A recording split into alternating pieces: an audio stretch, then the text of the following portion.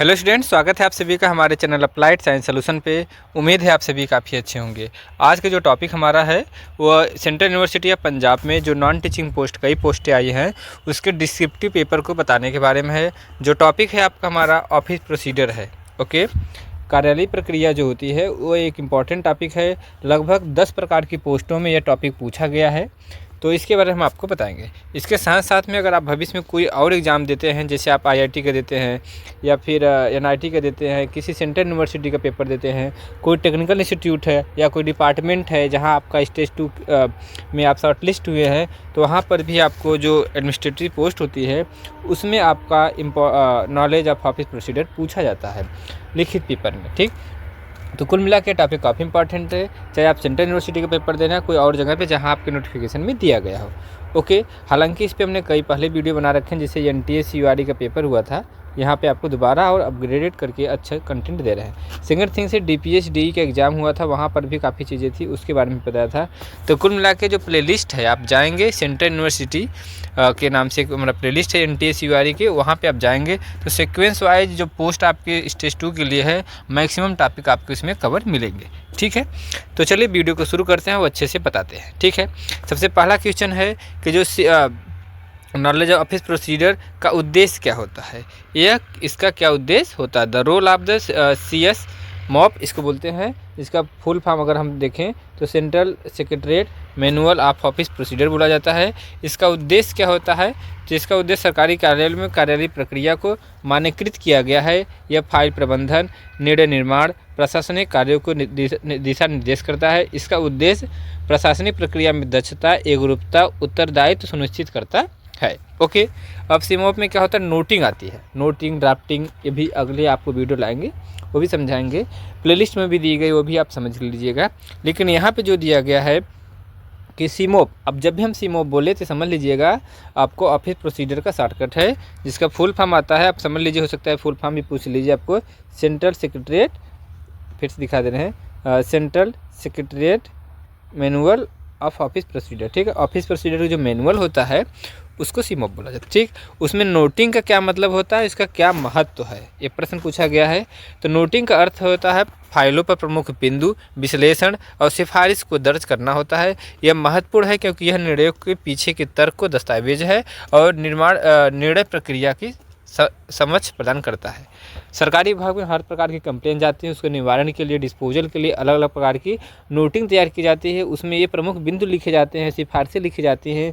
इन सभी प्रक्रिया का जो दस्तावेज होता है वह एक प्रकार की नोटिंग कहलाती है।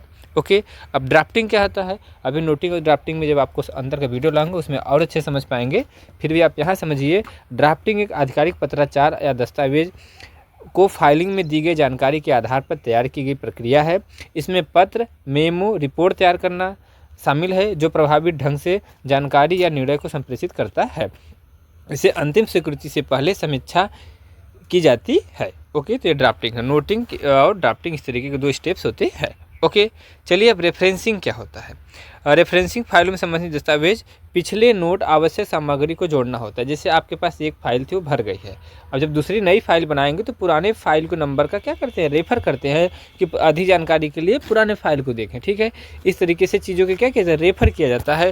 पुराने दस्तावेज, आवश्यक सामग्री को जोड़ा जाता है उसके साथ में, तो उसे रेफर करते हैं। ठीक है, वैसे आपका एडमिट कार्ड आता है तो ऊपर एक रेफरेंस लिखा रहता है कि कौन से विज्ञापन संख्या का एडमिट कार्ड है। इस तरीके को क्या बोलते हैं, रेफरिंग हो गया।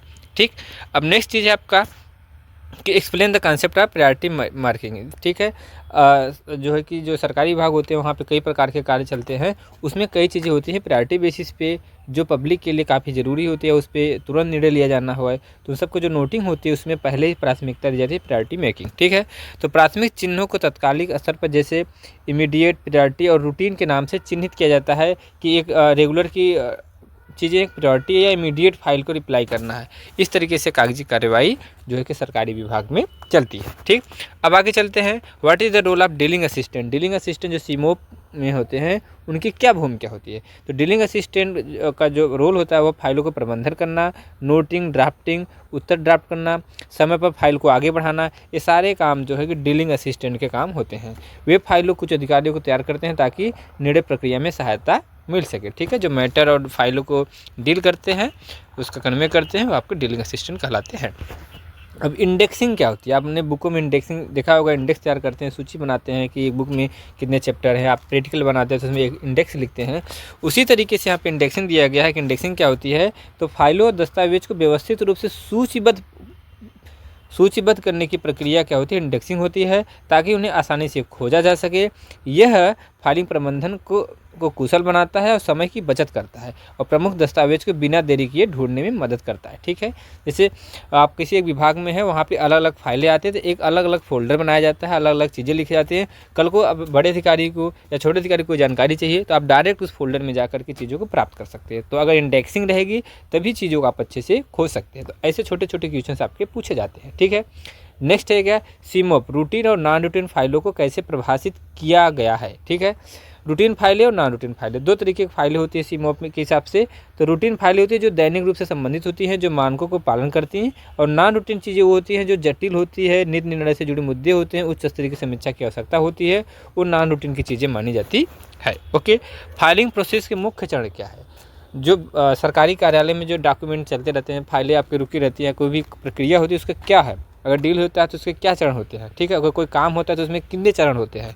तो यहाँ पे दिया गया है कुछ चरण, जैसे पहले नोटिंग बनती है, सिफारिश दर्ज की जाती है, फिर ड्राफ्टिंग होती है जिसमें आधिकारिक पत्र को तैयार किया जाता है, थर्ड चीज़ क्या रेफरिंग होती है, फोर्थ चीज़ क्या होता है आपका रिकॉर्डिंग होती है, फाइलों को सुरक्षित किया जाता है। इस तरीके से कुछ स्टेप्स ऑफ प्रोसेस होते हैं। ठीक है, अब आगे आपको बता दें सीमोप में कार्यालयीय प्रक्रिया में पारदर्शिता और जवाबदेही को कैसे बढ़ावा देता है।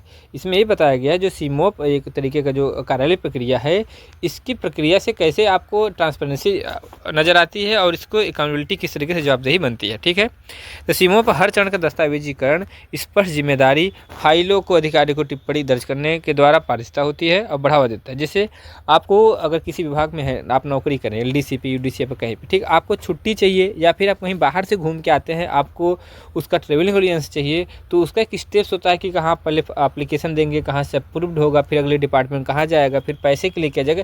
एक सीक्वेंस वाइज जो आपका डॉक्यूमेंटेशन का एक्टिविटी होती है वो सीमोप के दस्तावेज के आधार पर होती है। तो इस तरीके से कहा जा सकता है कि इसमें पारदर्शिता और जवाबदेही बढ़ जाती है कि कौन पैसे को मंजूरी देता है, कौन छुट्टी की मंजूरी देता है, इन सब चीज़ों का स्टैंडर्ड होता है जो ऑफिस प्रोसीजर में आता है। ठीक है, तो चलिए आगे आपको बताते हैं और क्वेश्चंस हैं।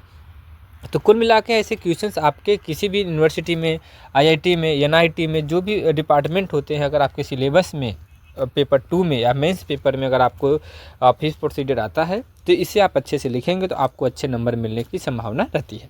ठीक है, तो चलिए अब आगे बताते हैं सीमोप का क्या उद्देश्य होता है। सीमोप का जो उद्देश्य होता है, सरकारी कार्यालय प्रक्रिया को सुचारू, प्रभावी और पारदर्शिता बनाए रखने के लिए सिस्टम को अपनाया जाता है। ठीक है, यह फाइल प्रबंधन, कार्य आवंटन, आधिकारिक पत्राचार, रिकॉर्डों को व्यवस्थित संभालने का दिशा निर्देश होता है ताकि कार्य समयबद्धता और सही तरीके से पूरे हो सके। ठीक है, नेक्स्ट क्वेश्चन मान लीजिए आपसे पूछा जा सकता है कि जो इसका प्रिंसिपल होता है effective, what are the key principal outline in the सीमोप फॉर एफिशिएंस ऑफिस फंक्शन। जो कार्यालय होते हैं, कार्यालय को अच्छे से फंक्शंस करने के लिए जो इसके प्रिंसिपल्स होते हैं सीमोप के अनुसार, वो क्या होते हैं उस सिद्धांत को यहाँ पे आपको समझाना है। ठीक है, तो क्या क्या होता है, किस चीज़ों का जोड़ दिया जाता है। पहले क्या होता है, स्पीड और एक्यूरेसी, फाइलों पत्राचार को समयबद्ध, सही टाइम पे सही तरीके से फाइल जहाँ पे पहुँचने वहाँ पे पहुँचे, तो इस तरीके से आपका जो है कि इसकी सिद्धांत है। जैसे आपको RTI का रिप्लाई किस दिन में आना चाहिए, तो समय से ही आना चाहिए, ऐसा नहीं कि आपको लंबा समय लगे। ठीक है, सेकंड ठीक है, जवाबदेही, अधिकारियों और कर्मचारियों को उत्तरदायित्व को स्पष्ट रूप से परिभाषित करना। ठीक है, सीमोप के अनुसार क्या होती है कि गजेटेड अधिकारी, नॉन गजेटेड जो ऑफिसर्स होते हैं, सभी लोगों के जो है कि जवाबदेही क्या है, कैसे पूरा परिभाषित होती है, किसको क्या करना है, एक तरीके से जागरूक पता होना चाहिए प्रक्रिया के दौरान। ठीक, थर्ड चीज़ है पारदर्शी, देखिए ट्रांसपेरेंसी दिया गया है, ऐसा हो जो गोपनीयता को सुनिश्चित करता है, मतलब हर चीज़ों को पब्लिक में नहीं आनी चाहिए, कौन सी फाइल गोपनीय है, कौन सी पब्लिक के डोमेन के लिए है, उन सब चीज़ों का बराबर ख्याल होना चाहिए। ठीक है, अगला है आपका कार्य प्रवाह का सरलीकरण। ठीक है, ऐसा हो उचित कार्य विभाजन हो सभी लोगों के बीच में, फाइलों के बीच में, जिसमें देरी न लगे कि बार बार उसको मीटिंग करनी पड़े, बैठ के सोचना पड़े, जो सरकारी कार्यालय था उसमें, तो इस तरीके से सरलीकरण होना चाहिए उसका। ठीक है, नेक्स्ट है मानकीकरण। ठीक है, पत्राचार और रिकॉर्ड को एक समान रूप से उपयोग होना चाहिए। जैसे आप एक यूनिवर्सिटी से दूसरी यूनिवर्सिटी से अगर कोई कम्युनिकेशन बात हो रही है तो ऑफिस में होता है, रिपोर्ट होता है, कई तरीके के जो आपस के लेटर होते हैं वो एक ही फॉर्मेट के आसपास होने चाहिए ताकि एक अधिकारी से दूसरे अधिकारी को समझने में आसानी हो। ओके, तो एक स्टैंडर्ड फॉर्मेट का यूज होता है तो आसानी होती है चीज़ों को समझने में और करने में। ठीक, नेक्स्ट है कि पूछ लिया जाता है क्वेश्चंस में कि explain the instruction hierarchy of the officer as per CS MOP. CS MOP के अनुसार जो अधिकारी होते हैं उनके अधिकारियों का क्या हायरार्किकल हो सकता है, क्रमबद्ध सीक्वेंस क्या होता है, उसके बारे में बताएं। ठीक है, तो पहला क्या होता है, कोई विभाग होता है तो उसमें होते हैं डिपार्टमेंटल हेड। कौन होते हैं? डिपार्टमेंटल हेड होते हैं, जैसे सेक्रेटरी, जॉइंट सेक्रेटरी, इस तरीके जो पॉलिसी मेकिंग होते हैं ये इनकी सबसे हायर पोस्ट हो गई। ठीक है, उसके लोग अगर उसके नीचे समझे सबॉर्डिनेट अधिकारी को तो सेक्शन ऑफिसर्स होते हैं जो इंश्योर करते हैं कि डेलीगेट स्टाफ को बताने के लिए कोई विभाग का चीज़ें है, डॉक्यूमेंटेशन वर्क है, तमाम चीज़ों को देखते हैं। ठीक है, नेक्स्ट है आपका डेस्क ऑफिसर्स जो हैंडल करते हैं फाइल प्रोसीजर, नोट प्रिपरेशन और कॉरेस्पॉन्डेंस को, ये सब चीज़ों को हैंडल करने वाले डेस्क ऑफिसर या असिस्टेंट होते हैं। अगला आता है जो उससे एक सीक्वेंस वाइज नीचे जाएंगे तो क्लरिकल पोस्ट आती है जो रिकॉर्ड और अन्य सब चीज़ों को रखते हैं। और फाइनल आपका सपोर्टिंग स्टाफ होता है जो संदेश वाहक अन्य तार्किक कार्य जो होते हैं वो देखते हैं, आपके सपोर्टिंग स्टाफ में आते हैं। इस तरीके से आप हिराकल समझ सकते हैं कि आपके supporting staff, clerical staff, desk office assistant, section officer और डिपार्टमेंट हेड। ठीक है, एक तरीके सांकेतिक है, अलग अलग विभाग के हिसाब से कई तरीके की हो सकती है। ओके, जैसे आपके आर्मी में अलग अलग प्रकार की लेवल पोस्ट होती है, टीचिंग लाइफ में भी अलग होती है, इस तरीके से हर सेक्टर में हो सकता है। कुल मिला के इस तरीके से आपको सीक्वेंस याद रखना है, कोई एक आप सेक्टर का लिख सकते हैं। ठीक, what are the different type of the file mention in the CSMOP in their respective handling process. ये बताया गया सीमोप में जो फाइल की हैंडलिंग के कितने प्रकार होते हैं उसके बारे में आपको यहाँ पे बताना है। ठीक है, तो प्रश्न का उत्तर बता देते हैं आपको। फाइलों के हैंडलिंग और हैंडल की प्रक्रिया जो होती है वो क्या क्या है। सीमोस फाइल निम्नलिखित प्रकार को विभाजित किया गया। पहला रूटीन फाइल है जो नियमित रूप से होती है। सेकंड है आपके रेफरेंशियल होते हैं जो निर्णय लेने के लिए गहन अध्ययन और संदर्भ की आवश्यकता होती है। थर्ड चीज़ है कोई क्लासिफाइड फाइलें होती है जो गोपनीय और संवेदनशील जानकारी वाली फाइल होती है जिन्हें सुरक्षित तरीके से संभाला जाता है। ठीक है, फोर्थ है आपकी डिजिटल फाइलें जो ई ऑफिस प्रक्रिया के तहत आजकल समय में भारत के लोग मैक्सिमम ऑफिस ये ई ऑफिस पे चलती हैं, तो उन सभी के माध्यम से प्रबंधित होती है और ट्रैकिंग होती है, वो एक तरीके की फाइलें होती हैं। ठीक है, तो कुल मिला के आपको जो फाइल के प्रकार हो गए कितने हो गए? 4 हो गए। ठीक, इसे हैंडलिंग कैसे करना है, हैंडलिंग प्रोसेस क्या होता है। पहला, फाइल को खोलना। जी हाँ, बिल्कुल सही समझ, ऐसा नहीं कि बिल्कुल उसको खोल के रख दिया, मतलब उस पर क्या कार्रवाई की जानी है, नई फाइल को खोलना और उचित इंडेक्सिंग करना क्या कहलाता है, आपके फाइलिंग कहलाते हैं, मतलब फाइल ओपनिंग कहलाती है। ठीक है, नेक्स्ट है आपका फाइल मूवमेंट और नोटिंग। ठीक है, फाइलों को निर्दिष्ट रूप से आगे बढ़ाने की क्रिया को, टिप्पणी को जोड़ना। जैसे एक यूनिवर्सिटी से कोई रिक्वेस्ट आया कि दूसरी यूनिवर्सिटी के प्रोफेसर को उनके यहाँ पढ़ाने के लिए है, तो कागज़ के द्वारा तो है, अब उस फाइल को ओपन करके कैसे रिक्वेस्ट को नोटिंग बनानी है, ड्राफ्टिंग बनानी है, फिर दूसरे वाइस चांसलर से परमिशन लेना है,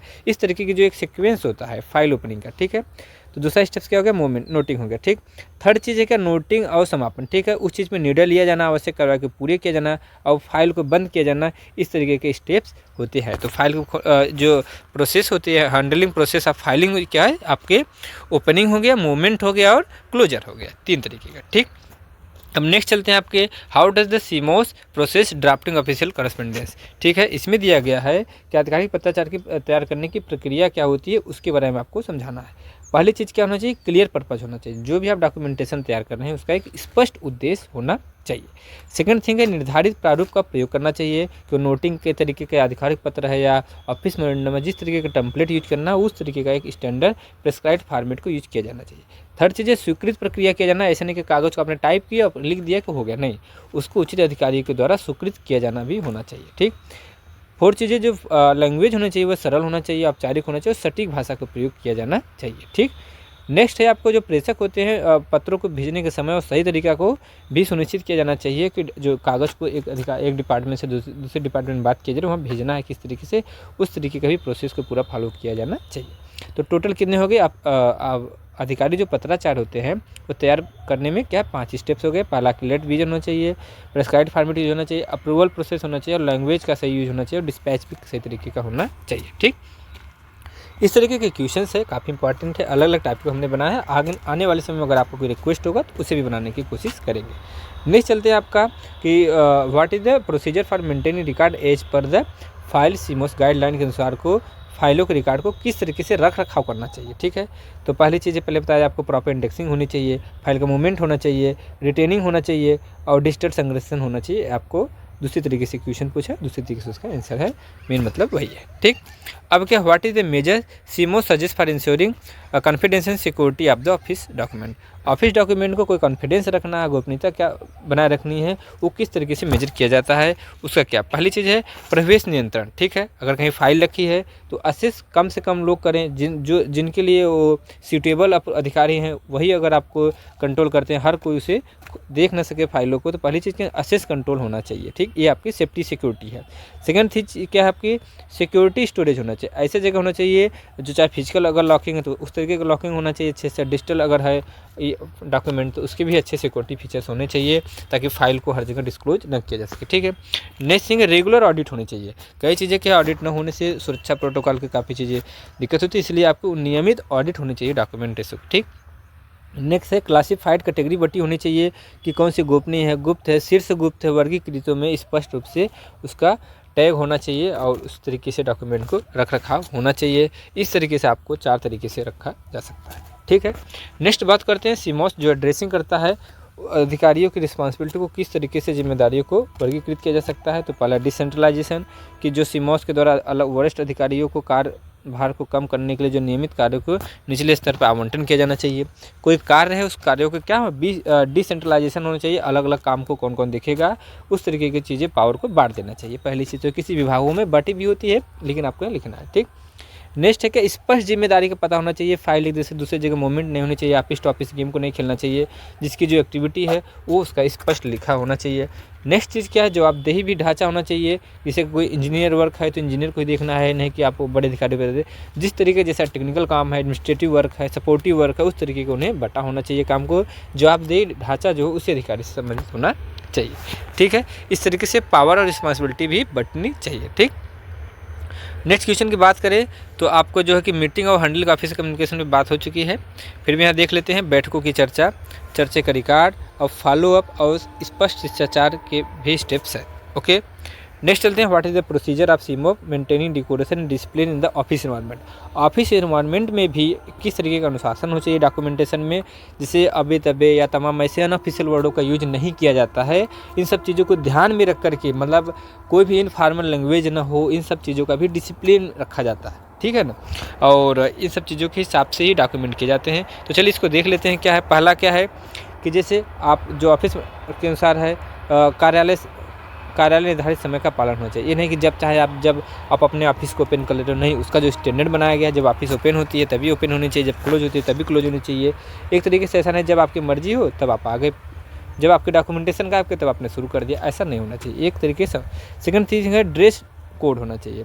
हर जगह पे होता है, अधिकांश जगह पे बटे होने चाहिए ड्रेस कोड के हिसाब से। जैसे आपके जो विभाग होता है, आपका इंजीनियर्स होते हैं, सुपरवाइजर होते हैं, मैनेजर होते हैं, उनके हेलमेट जो होते हैं, सेफ्टी जो सेफ्टी होते हेड के होते हैं, उन सब का कोड बटा होता है। इस तरीके से आप जहाँ भी विभाग में हो, अगर आपका ड्रेस कोड है तो और अच्छा एक तरीके से स्टैंडर्ड पता चलता है। ठीक, नेक्स्ट है क्या, बिहेवियर एक सम्मानजनक होना चाहिए। पेशेवर संवाद की तरह एक बिहेवियर अच्छा होना चाहिए आपस में कम्युनिकेशन की। डिसिप्लिन में होना चाहिए, कोई दुर्व्यवहार लापरवाही नहीं होनी चाहिए। इन सब चीज़ों का विशेष ख्याल रखना चाहिए। ओके, तो उम्मीद है इस चीज़ें आप समझ गए। टोटल 20 क्वेश्चन से अभी हम कहाँ पहुँचे थे, यहाँ पे इन निर्देशों का पालन करके कार्यालय अधिक से अधिक व्यवस्थित और कुशल जिम्मेदार बन सकता है। तो टोटल 20 क्वेश्चन मेरे हिसाब से काफ़ी इंपॉर्टेंट है। ऐसे ही क्वेश्चंस पूछे गए थे। पहले हमने एलडीसी के क्वेश्चंस भी लाए थे, उसके पहले भी जो प्ले लिस्ट में पड़े हुए क्वेश्चन को देखिएगा तो सिमिलर ही ऐसे क्वेश्चंस पूछे गए हैं। अगर आपको इन सब का PDF चाहिए तो हमारा जो ऐप है अप्लाइड साइंस सॉल्यूशन, यहाँ पे आप जा करके अच्छे से जो कि PDF को पढ़ सकते हैं, देख सकते हैं। जो हमारा ऐप है ये आपको play store, apps store, laptop, desktop, इन सभी पे आप एक्सेस कर सकते हैं, कोई दिक्कत नहीं है, अच्छे से आप पढ़ सकते हैं। ठीक है, प्रिंट वर्जन चाहिए तो हम आपको ड्राइव के थ्रू, ईमेल के थ्रू दे देंगे, वो भी आपको कोर्स को पेड करने के बाद मिल जाएगा। ठीक है, और कोई क्वेरी चाहिए तो आप हमारे इस नंबर पर जो है कि मैसेज करके जो है कि आप हमसे जो कोई जानकारी हो वो प्राप्त कर सकते हैं। ओके, तो देर ना करें, इस कोर्स को ज्वाइन करें। अच्छे से PDF कोड हो, कोई गाइडलाइन चाहिए तो भी आपको मिल जाएगा। ठीक है, नोटिंग ड्राफ्टिंग के लिए स्पेशल हमारा जो है कि प्लेलिस्ट है, उसे भी आप देखिएगा, क्योंकि वो जो है कि नोटिंग ड्राफ्टिंग भी आपको आनी है जो है कि एग्ज़ाम में, तो उसे भी आप प्रेफर करते रहिए। हमने अच्छे भाषा में समझाने की कोशिश की है। तो होप ये पूरा वीडियो आपको काफ़ी अच्छा लगा होगा। सेंट्रल यूनिवर्सिटी ऑफ पंजाब हो या फिर IIT हो, NIT हो, जहाँ पर भी आपका अगर पेपर में ऑफिस प्रोसीजर है तो ये आपको वीडियो देखना चाहिए। और ऐसे कोई आपके साथी हो तो उन्हें भी आप ज़रूर भेजें, ताकि वो अच्छे से इस जो है कि जॉब को प्राप्त कर सके और अच्छे से पढ़ सके। मिलते हैं किसी और वीडियो में, तब तक के लिए खुश रहिए, मस्त रहिए, अपने तैयारी में व्यस्त रहिए। जय हिंद, जय भारत।